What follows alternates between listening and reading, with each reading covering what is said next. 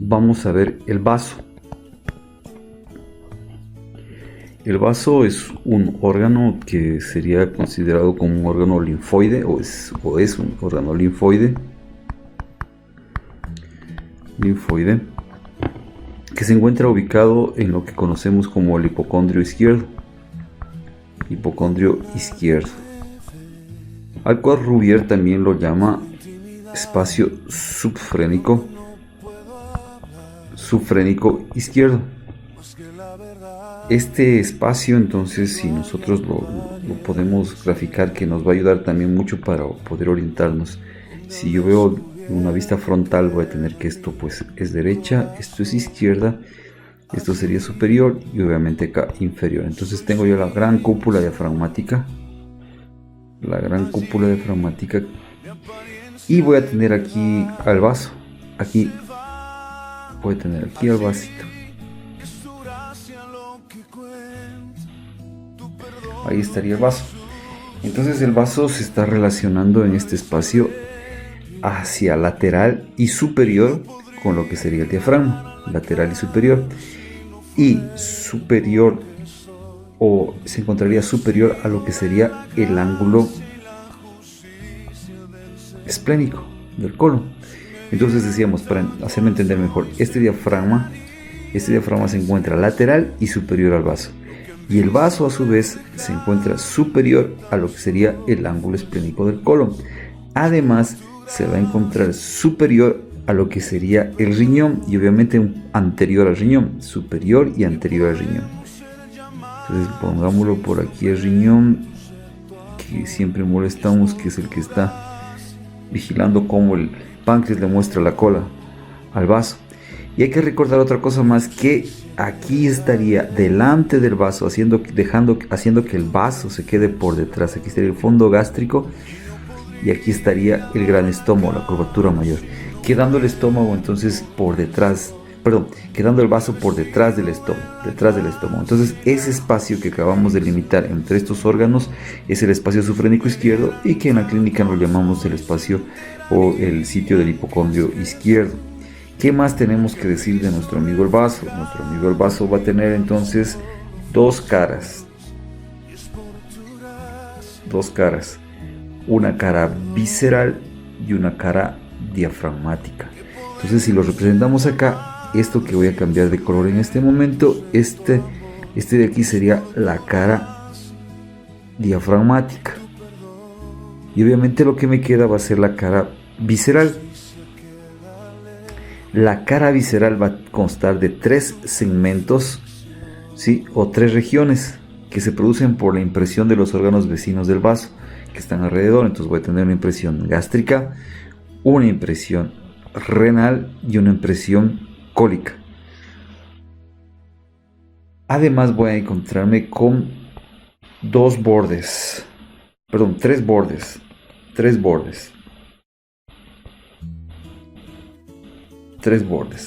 Un borde superior, que vendría a ser este que está aquí, borde superior.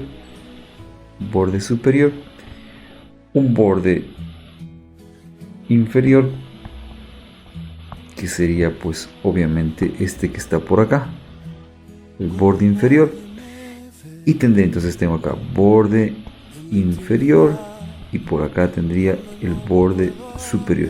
Y aquí en el punto medio, en la parte media de la cara visceral, y vamos a mostrarlo, tendría un tercer borde, que es el borde medio. Entonces, ¿qué vamos a decir de la cara diafragmática? La cara diafragmática, como vemos aquí en el gráfico, esta carita de aquí, se va básicamente a moldar, por decirlo de alguna manera, adecuar a lo que sería el diafragma. Y las relaciones que va a tener el vaso por esta cara va a ser a través de esa estructura llamada diafragma. Entonces pongamos unas pequeñas relaciones aquí rápido, aprovechando este gráfico, ¿no es cierto? Aquí sobre el diafragma pues yo voy a tener lo que nosotros conocemos como la pleura.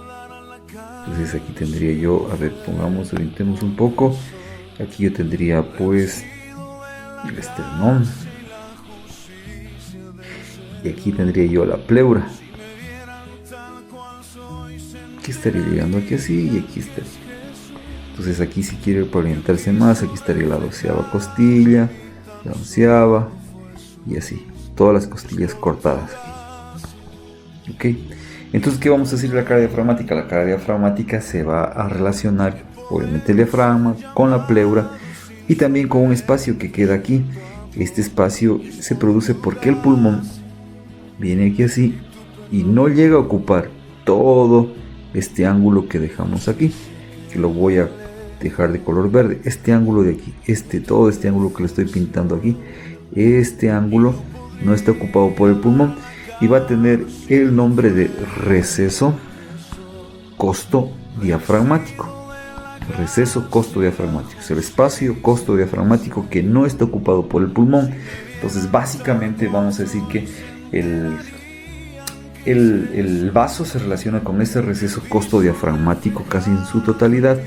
El pulmón puede llegar a introducirse aquí en este espacio, pero va a llegar a introducirse solo hasta la porción superior de la cara del vaso. Es decir, que esta pequeña porción superior de aquí de la cara del vaso se puede relacionar con el pulmón en este espacio, pero la mayor parte, lo que queda, todo esto que quedó acá, se va a relacionar con el receso costodiafragmático, que es ese espacio al cual el pulmón no llega y donde la pleura se metió entre la costilla y el diafragma, por eso va a tener el nombre de costodiafragmático.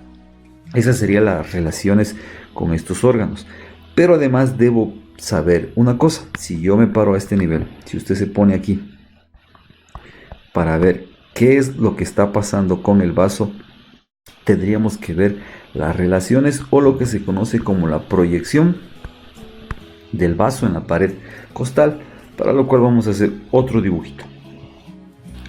Vamos a dibujar básicamente al esternón. Vamos a poner esto es anterior, esto es posterior, superior e inferior. Entonces colocamos a nuestro amigo el esternón, esquemáticamente hablando, estaría por aquí así, nuestro amigo el esternón, y vamos a poner aquí a la columna vertebral, todo como un esquenta.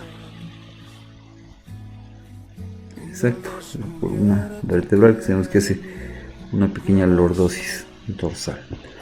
Entonces colocamos aquí el esternón. Aquí tendría yo la primera costilla. Sí, la primera costilla, la segunda costillita, la tercera. Acuérdense que las costillas vienen oblicuas. De la parte posterior, la cuarta,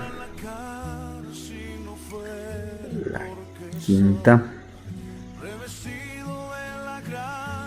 sexta, tendría la séptima. Y acordamos que aquí tenemos un amor compartido. Aquí estaría bajando básicamente la octava,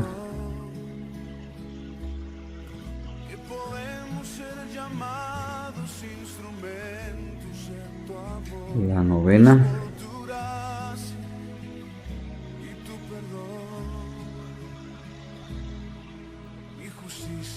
la décima, esto, la décima,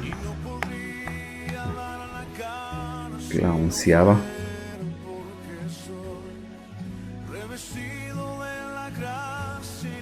y por último la doceava.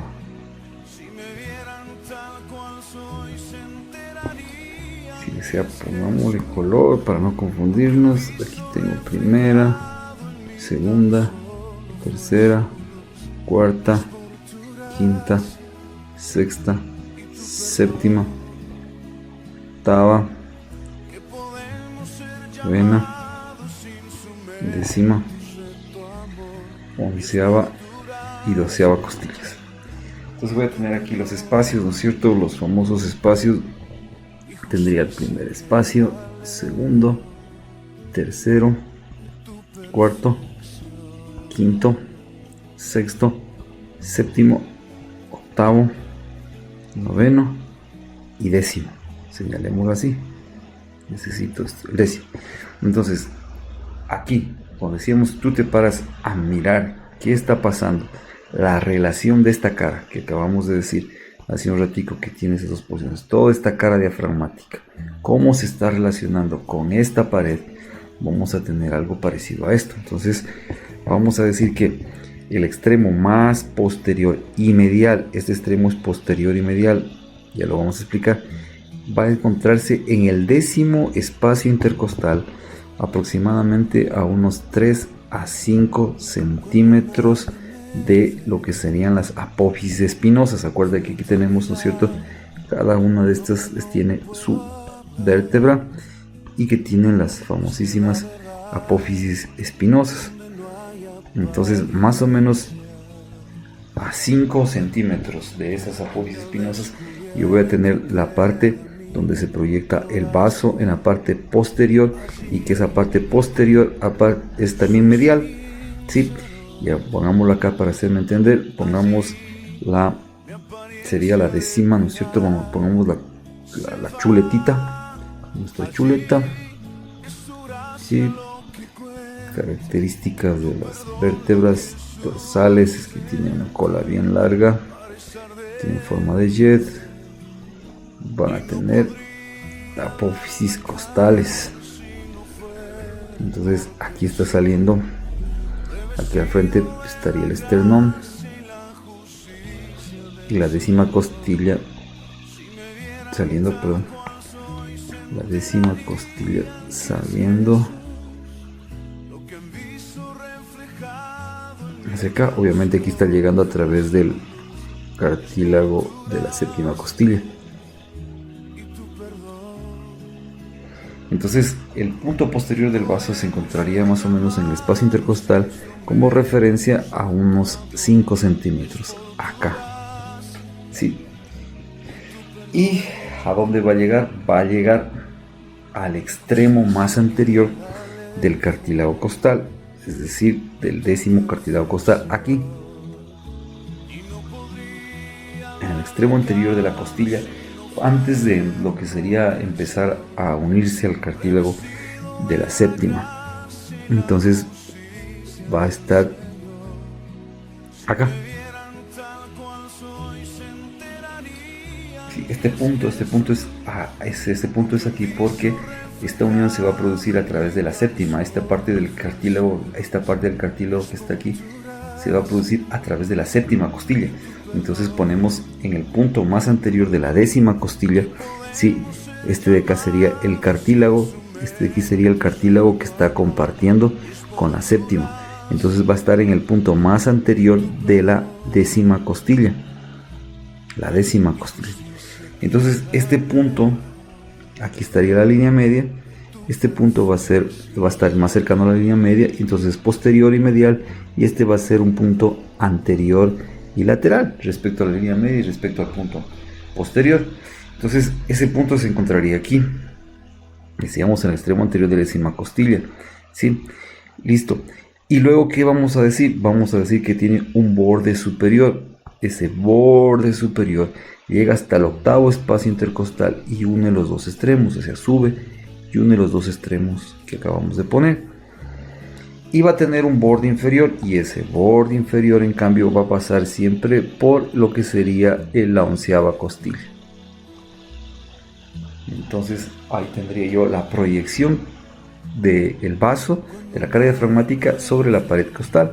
Además se dice que nunca el vaso sobrepasa, aunque aquí me salió un poco más lateral, pero hay una línea que viene, que se la conoce como costo articular, que viene de la articulación de la clavícula hacia el borde anterior de la onceava costilla. Aquí, esta lineecita, se dice que el vaso nunca sobrepasa esa línea, aunque en el dibujo me salió mal, pero se dice que ese es el límite donde se encuentra nuestro amigo el vaso.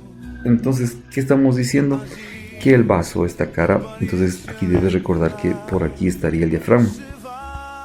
El diafragma estaría, pongámoslo en otro color, el diafragma estaría teniendo sus inserciones costales en estas costillitas para subir o formar la cúpula que está acá.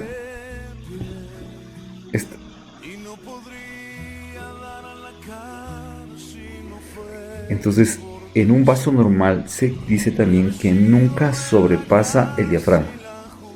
Su límite sería el diafragma, no lo sobrepasa el diafragma, un vaso normal. Un vaso normal no sobrepasa el octavo espacio intercostal hacia arriba, no sobrepasa hacia abajo al diafragma y hacia adelante no sobrepasa esta línea que acabamos de poner, que Rubier la llama la línea costo articular. Costo articular. Esas son las líneas que no sobrepasan un vaso en condiciones normales. Esa sería la cara diafragmática. Nos iríamos a la cara visceral, que sería en cambio que en lugar de estar mirando por fuera lo que sucede con el vaso, en esta situación en cambio estarías tú colocándote aquí para ver esta cara, para ver cómo es esa cara. Entonces pongamos acá. Entonces vamos a decir que esta cara, como decimos, va a tener una forma un poquito especial.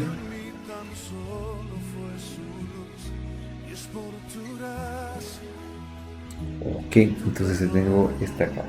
Esta cara va a tener tres cosas que necesitas orientarte básicamente. Entonces, vamos a usar el mismo color. Dijimos que este de acá, dijimos que este de aquí era o es el borde superior.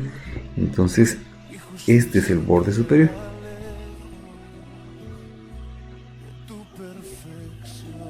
Este es el borde superior, para que te orientes un poco. Y el rojo,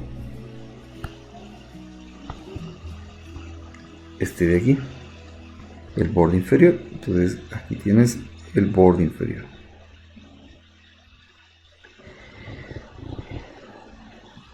Esta cara, entonces tú la estás mirando por dentro, pues superior, pues inferior, y va a tener en su interior el borde medio. El borde medio. Este borde medio tiene como característica que va a separar, en primer lugar, lo que sería el segmento o la cara gástrica de esta cara de acá, que sería la cara renal.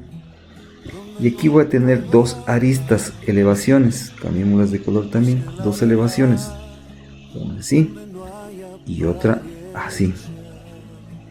Estas elevaciones van a separar una cara cólica, tanto de la cara renal como de la cara gástrica. Entonces, en esta borde, estoy colocando estos puntitos, aquí se encuentran los orificios de la entrada de los vasos esplénicos, que suelen ser de 8. ¿sí? Entonces ese sería el hilio esplénico. Entonces tengo las relaciones, tendría que escribir las relaciones. Entonces la cara renal se va a estar relacionando pues con la impresión del riñón, y también recordar aquí, pongámoslo aquí, dibujémoslo esquemáticamente al riñón, y obviamente sobre el riñón una amiga que usted ya conoce, que sería pues la suprarrenal. Esa sería la principal relación de esta cara, que sería la cara renal. En la cara gástrica, sabemos, se va a relacionar también esquemáticamente hablando, pongámosle de otro color a nuestra cara gástrica. Estaría delante del riñón, ¿no es cierto? Aquí hay que recordar, ¿no es cierto? Aquí lo hice al revés al riñón, hagámoslo bien para no desorientarnos. ¿sí? Si ese es el borde superior, entonces el riñón realmente estaría así. El riñón, y ahora sí, sobre esquemáticamente hablando, la suprarrenal. Ahora sí, tenemos para acá lo que sería básicamente la curvatura mayor del estómago. ¿Okay? Y aquí voy a decir que también, pues obviamente, entre el riñón y el estómago, y eso lo hemos explicado más de una vez, pero por si acaso no lo recuerdes, nuevamente hacemos este dibujo. Aquí está nuestro amigo estómago. Aquí estaría nuestro amigo el vaso. Y por detrás está viniendo nuestro amigo el páncreas a mostrarle la cola al vaso. Y atrás, nunca falta un sapo, atrás está nuestro amigo el riñón, quizá muriéndose de envidia. Nuestro amigo riñón viendo como el vaso. Entonces, si los pongo, si quieres un poco más de orientación y quieres tú coger y venir y mirar desde acá arriba cómo son estas relaciones, entonces, ¿qué es lo que voy a tener yo? Voy a tener hacia adelante el vaso, el estómago ahí, ¿no es cierto? Entonces, si lo estoy viendo desde arriba, esto sería derecha y esto sería izquierda, si lo estás viendo desde arriba, ¿no es cierto? Entonces, el vaso estaría por aquí, cortadito con una semiluna. ¿Sí? Y por aquí estaría nuestro amigo el riñón, un poquito más hacia atrás, nuestro amigo riñón. Y el páncreas estaría metiendo la colita por aquí, sí, viniendo por la cara posterior del riñón, del estómago, perdón. Sí. Entonces, esa es la confluencia que está sucediendo ahí.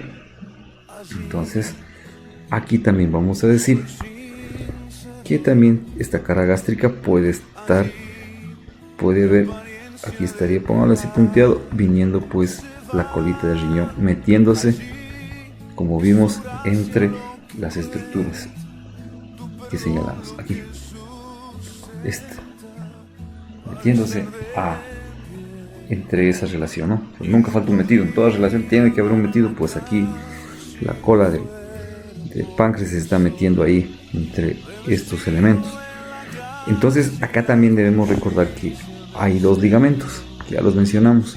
Un ligamento que va desde esta cola hacia el vaso, que sería el ligamento esplenopancreático, ¿sí? Por donde están pasando los vasos esplénicos, ¿sí? Decíamos, si ustedes se acuerdan en la clase anterior de páncreas, decíamos que venía un vaso esplénico, la arteria esplénica viene por el borde superior y lo que sería la vena esplénica por la pared posterior, pero juntos suben acá y luego juntos pasan por la cola para llegar al vaso. Y decíamos que el peritoneo aquí cubría a la cola y se prolongaba hacia el vaso cubriéndolos y formando el ligamento espleno-renal. Además decíamos que en algún momento dijimos que de este gran vaso donde están llegando estas estructuras, ¿sí?, de la esplénica superior salían unos vasos hacia el estómago que eran los gástricos cortos. Pues bien, en esa situación, en ese punto donde los vasos gástricos cortos se están dirigiendo hacia el estómago, pues ahí también se está formando otro ligamento, que sería el ligamento gastroesplénico. El ligamento gastroesplénico por donde están pasando los vasos rectos o vasos cortos que salen de la esplénica superior. Y acá abajo voy a tener entonces lo que sería la impresión de lo que el ángulo, aquí esto está producido por el ángulo, cambiémoslo de color, estaría producido básicamente por lo que sería el ángulo esplénico, del colon. Estaría a este nivel formando esa impresión. Recordar además que aquí hay un ligamento, se acuerda que esto decíamos está pasando tan cerca del diafragma, por acá lo tenemos, está pasando cerca del diafragma. Si aquí está el vasito, aquí estaba el ángulo esplénico, aquí hay un ligamento que va hacia el diafragma que es el freno cólico. Entonces también vamos a ver, aunque no hay una impresión, pero sí vale recordar que hay un ligamento que es el freno cólico, que también va a estar inferior al vaso. Decíamos que el vaso se encuentra superior al ángulo esplénico, por lo tanto también se encuentra superior a este ligamento esplénico. ¿Qué más vamos a decir de nuestro amigo el vaso? Vamos a decir de unas estructuras que se describen en el borde de la cara cólica. son 3 segmentos. Esta cara cólica tiene 3 segmentos que se forman por elevaciones. Entonces vamos a mencionar que uno de los segmentos es una elevación que se encuentra, que es en forma de arista, que se encuentra entre la cara cólica y la cara diafragmática. Entonces quitemos esto de aquí. Entonces quitemos esto de acá.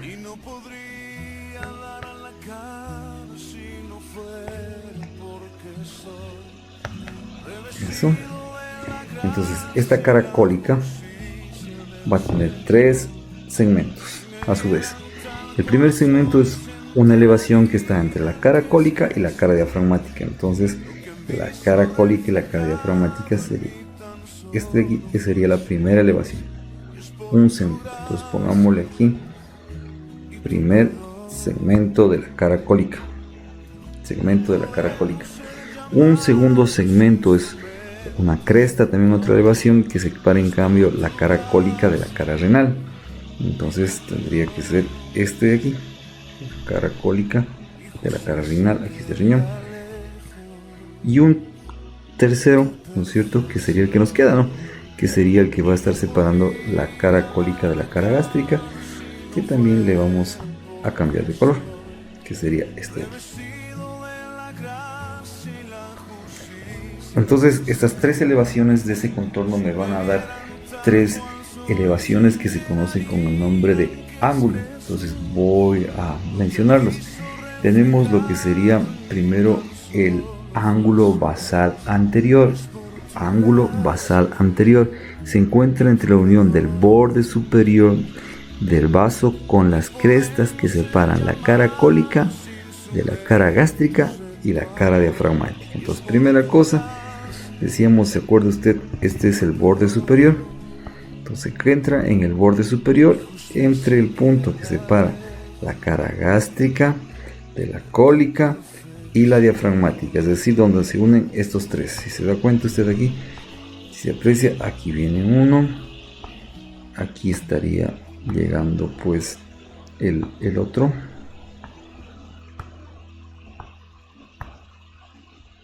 Caramba, tendría aquí donde se encuentran esos 3 colores, exactamente este puntito de aquí se va a llamar ángulo basal anterior. Entonces, si hay un ángulo basal anterior, pues debe haber un ángulo basal posterior y también vamos a encontrar un ángulo basal medial. El ángulo medial es un punto de unión entre el borde medial y las crestas que separan la cara cólica de la renal y la gástrica. Entonces aquí tengo ese punto, sería ese puntito, ese es donde tengo la unión del borde medial con el segmento que está separando la gástrica con la cólica y la renal, este punto. Este sería el ángulo basal medial. Y el ángulo basal posterior, pues ya creo que usted puede irse dando cuenta que sería pues este que está acá.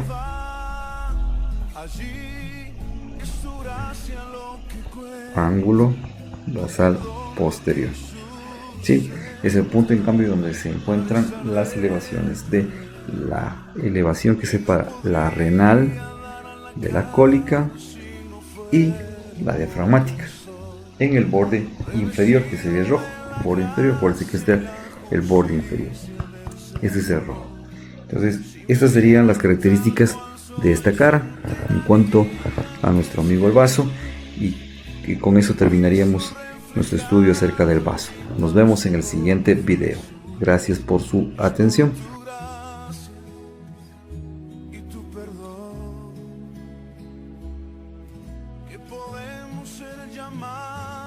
Instrumentos en tu amor, y es por tu gracia y tu perdón.